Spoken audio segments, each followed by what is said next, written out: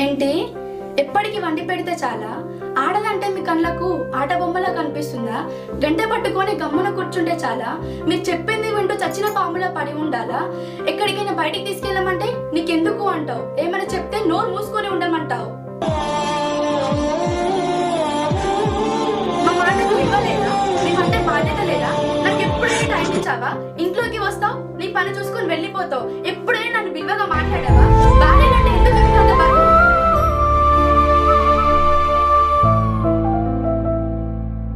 మీరు మాకు పంచపక్ష పర్వణాలు పెట్టాల్సిన అవసరం లేదు. మాతో ఒక్క నిమిషం ప్రేమగా మాట్లాడితే చాలు. నీకు నేను ఎందుకు చెప్పొద్దు తప్పు చేయొద్దని?